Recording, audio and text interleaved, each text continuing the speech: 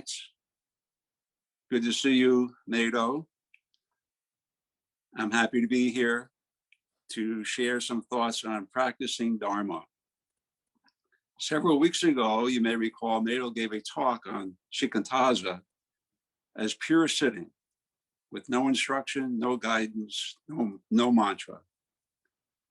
Emphasizing the centrality of shikantaza in her lineage practice, she indicated that guided meditations are quite beside the point, and she referred to Dharma study as entertainment.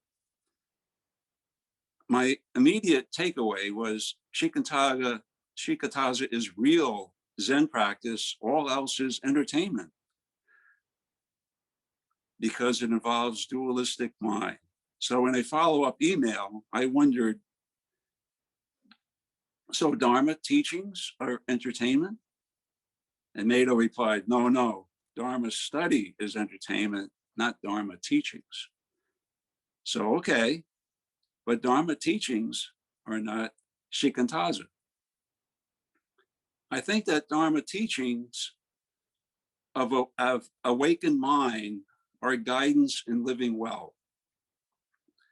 While the intellectual study of Dharma may be entertainment, the practice of Buddha Dharma, walking the path, as it were, is what Buddhist practice means, at least to me. Shikantaza may be the highest teaching and may be one's main practice. But I think it's not one's only practice necessarily. We attend Zen services, we embody precepts, we fulfill vows, and so on along the Buddhist path. As Mado had said regarding rituals, they are forms of practice. So what I'd like to do is to talk about practicing Dharma, and each of us can and do practice Dharma and take responsibility for Dharma practice, given our understanding and the situations we find ourselves in.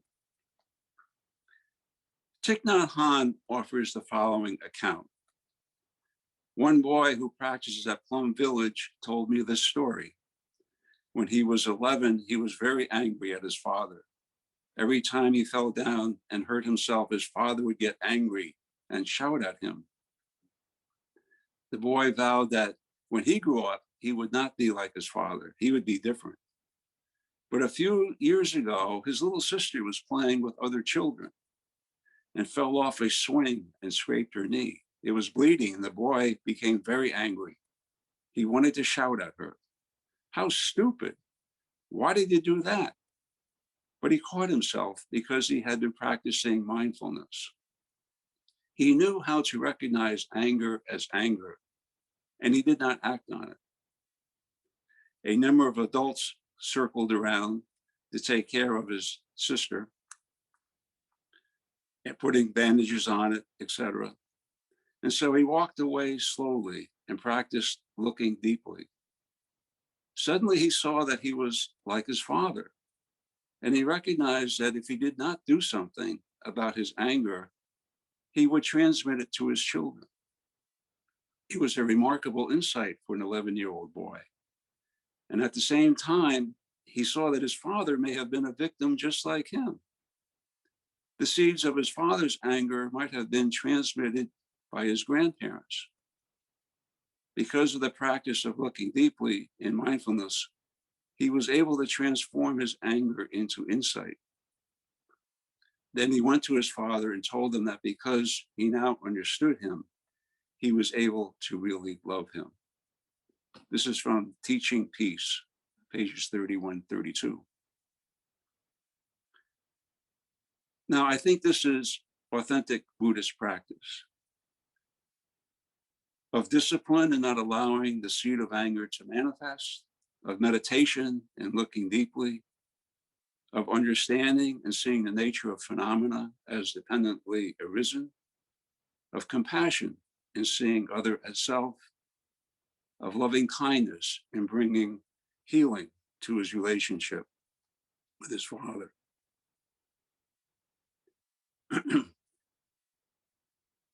So We often similarly practice the Dharma. And I have found personally no recipes for doing so. The idea that I have is simply to, as it were, take the cushion in whatever situations one might find oneself. So I like to give voice to two examples. I use these examples because the situations that arose were ones that we have all experienced in one way or another. This is the first example. It was a sunny, warm September day, a beautiful day, and equally tragic. Great destruction and great suffering for many. I decided that the morning's events might serve as a basis for a meditation on suffering. So to generate the wish to be compassionate and relieve beings from their suffering, I took my meditation cushion to a nearby area of giant oak, maple, and pine trees, softly cloaking dry, grassy earth, and warmed by streams of sunlight through the high leafy branches. I sat and I began to dwell on images from media and imagination, the destruction and suffering of those killed and injured, of course, in the Twin Towers I'm referring to, as well as the suffering of their loved ones. And I then attended to the human causes of such destruction and suffering. But soon I was dwelling on destruction and suffering in other contexts, and of the human causes of those destructions and sufferings. I came to identify with the immediate victims of destruction and with loved ones, but I also came to identify with the sufferings of the human agents of destruction. The faces of American victims and Arab agents gave way to the faces of Jewish victims and Nazi German agents, of Tibetan victims and Maoist Chinese agents, and most vividly of Japanese victims and American bombardier agents, agents of devastations of far greater enormity. I realized with regard to both victims and agents of destruction, there but for the grace of God am I. This intuition was accompanied by yet another. The suffering of innumerable beings each reflect vulnerabilities and habit energies that dwell in me and in all other beings. These intuitions, along with the causes and conditions of that day's suffering, then dispersed into a formless spaciousness, out of which it appears all perceptions, thoughts, feelings, and emotions arise only to dissolve. That night, I took great comfort in the awareness and loving kindness of Buddhist Sangha friends. And for 9 months, beginning the next Sunday, I sat with Christian society of friends, realizing the importance of just sitting in the peace of interbeing. A couple of days later, I wrote an editorial for the Buffalo News on why it was important to refrain from warfare for our nation, to truly honor the dead. In hindsight, that September day remains tinged with horror and sadness. But in memory, I also joyously see wondrous light streams piercing through leaves and branches, set against the clearest and bluest of autumn skies. This is a second example. At the time of President Trump's inauguration, Southern Tier Sangha gathered for meditation on the 4 boundless qualities. The instructions for these meditations follow the customary loving kindness sequence with a twist. We meditated first on oneself, than on one's dear ones, on the person next to us, then others like ourselves politically, culturally, geographically, and religiously, and others unlike ourselves politically, culturally, geographically, and religiously. So quite naturally, I found myself suffused in sympathetic joy for those similar to me when my most beloved candidates won office. And then somewhat surprisingly, I found myself suffused in sympathetic joy for those dissimilar to me when my least favorite candidates won office.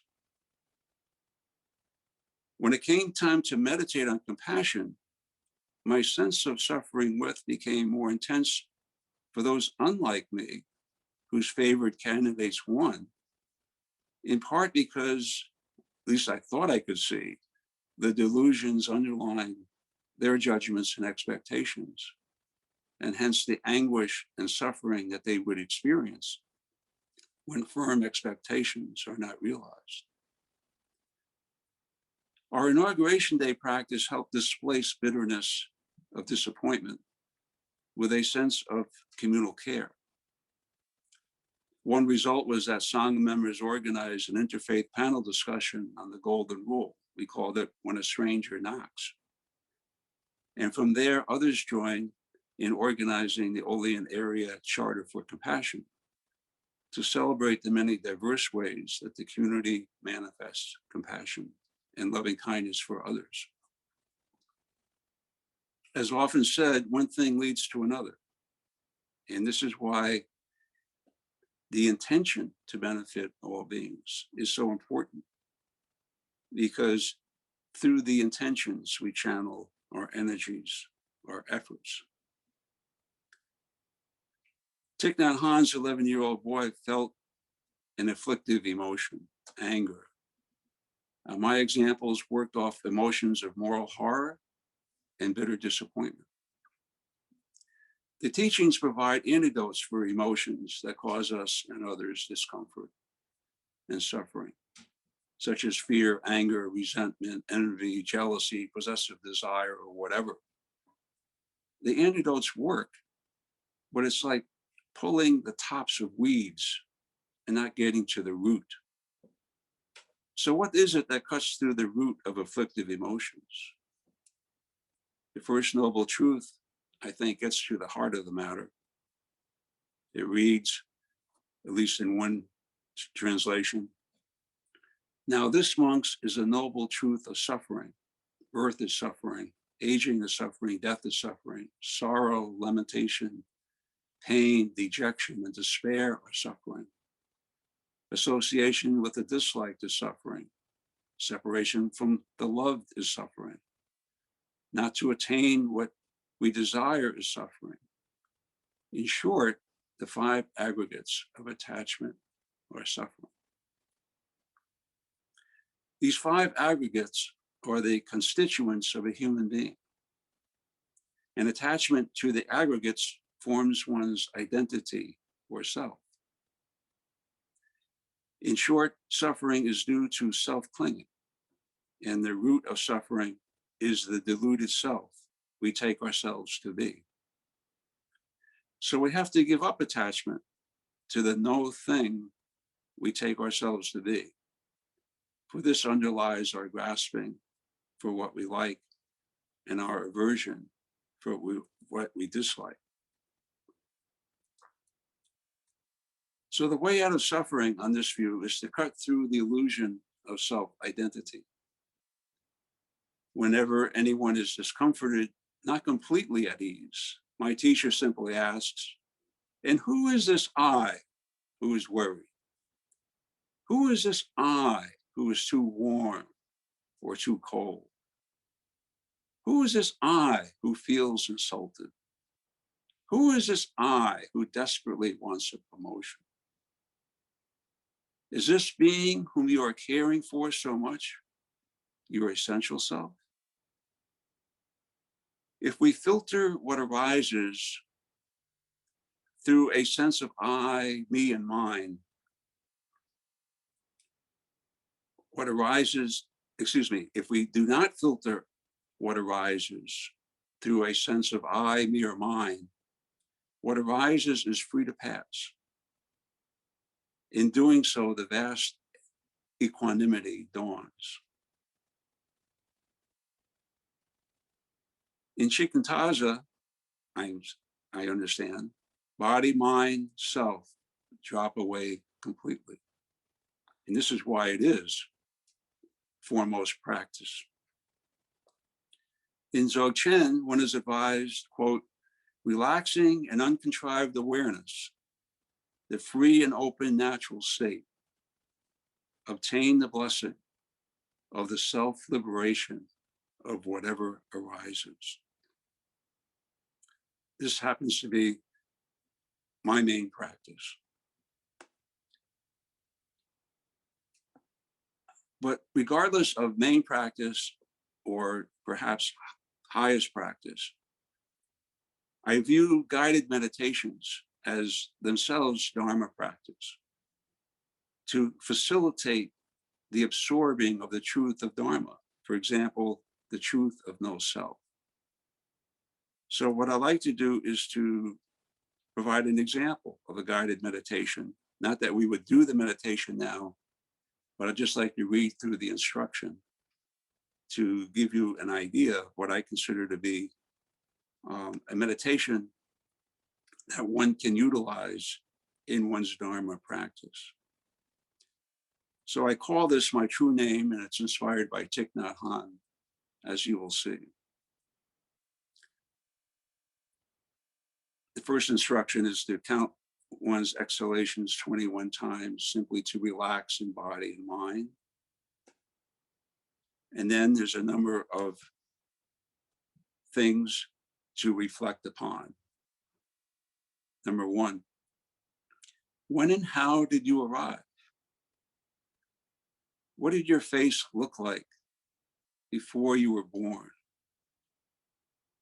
Two, do you recall when you first heard your name? Did you have several names when a baby or a young child?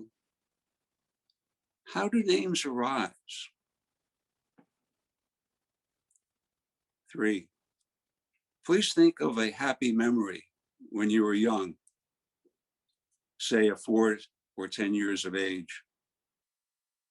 Bring to mind an image that captures your look and your spirit at that young age. Remain with that image. Was not your future wide open?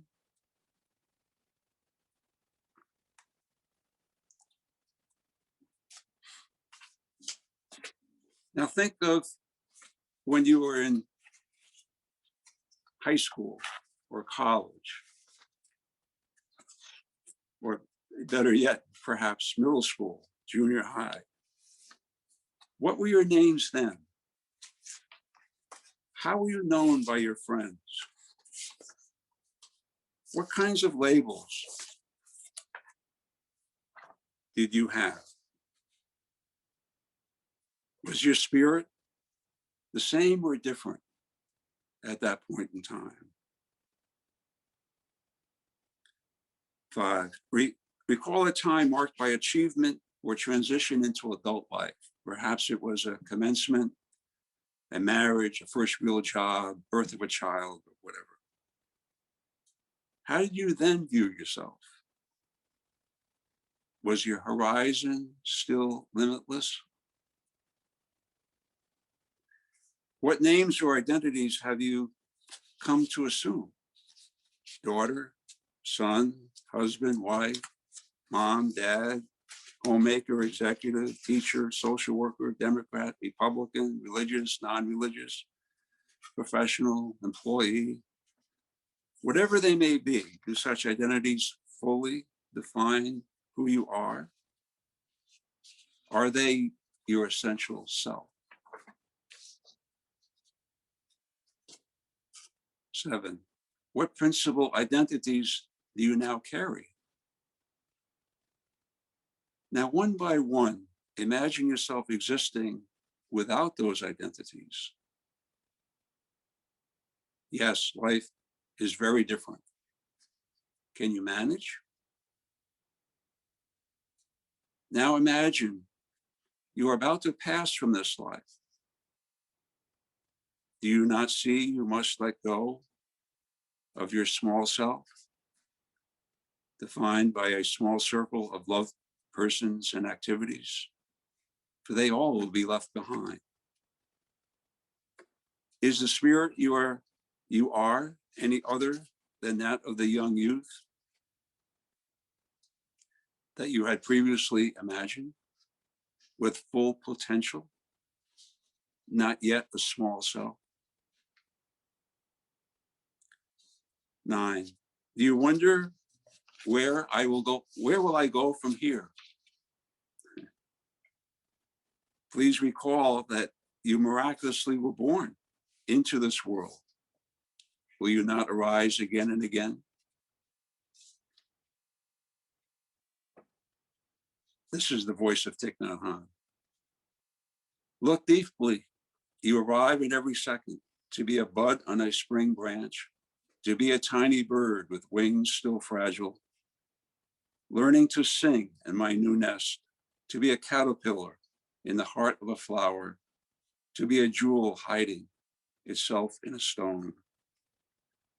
You still arrive in order to laugh and to cry, in order to fear and to hope. The rhythm of your heart is the birth and death of all that are alive. So I recommend this or many other meditations for mind training in order to prepare us to live the Dharma in the situations that inevitably arise. And I welcome your comments, your examples. I have heard so many of you in weeks past instantly apply the teaching of Nado's Dharma talks to your own situations.